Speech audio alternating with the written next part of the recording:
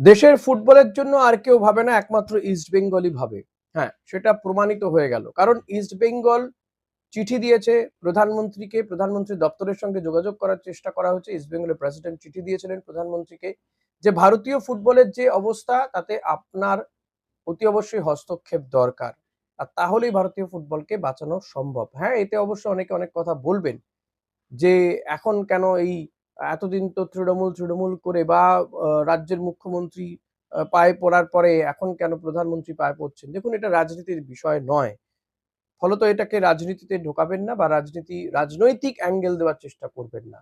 এটা ভারতীয় ফুটবলের বাঁচা মরার ব্যাপার। এটা ভারতীয় ফুটবলারদের বাঁচা মরার ব্যাপার।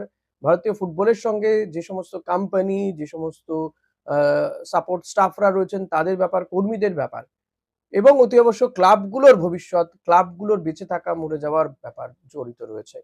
ফলত দেশের প্রধানমন্ত্রী তিনি কোনো একটি পার্টির ব্যক্তিগত সম্পত্তি নয়, তিনি গোটা দেশের।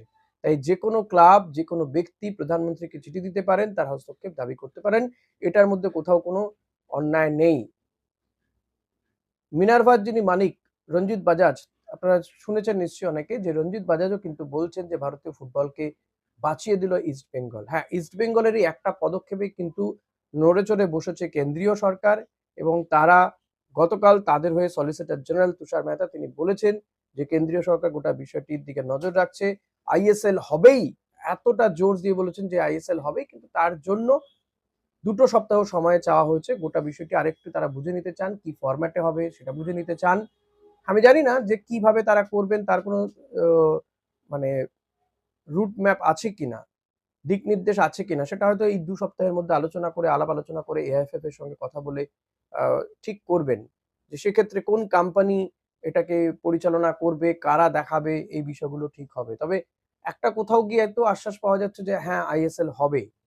সেটা কিভাবে হবে সেটা একটু সময় দিতে হবে। কিছু করার নেই, যখন অচলাবস্থা চলছে তখন এখন সরকারের উপর ভরসা রাখা ছাড়া কোনো উপায় নেই। আই লিগের যে ক্লাবগুলো তারা কেন্দ্রীয় ক্রীড়ামন্ত্রীর দ্বারস্থ হয়েছিলেন। কেন্দ্রীয় ক্রীড়ামন্ত্রীর দপ্তরও দেখছে। অর্থাৎ কেন্দ্রীয় সরকার কোথাও গিয়ে যে মানে দৃষ্টি দিয়েছে, দৃষ্টি আকর্ষণ করা যে গিয়েছে সেটা কিন্তু প্রমাণিত হয়েছে। আর সেটা কিন্তু ইস্ট বেঙ্গল ওই ক্ষেত্রে বড় ভূমিকা নিয়েছে এই চিঠিটা দিয়ে। এটা আর বলার অপেক্ষা রাখে না। এটা আ আমরা কিন্তু আশা করেছিলাম যে এক্ষেত্রে ভারতের জাতীয় ক্লাব মোহনবাগান অগ্রণী ভূমিকা নেবে। কিন্তু তারা হঠাৎই নিশ্চুপ। তার এ ব্যাপারে তাদের কোনো বক্তব্য পাওয়া যাচ্ছে না। এটা খুবই হতাশা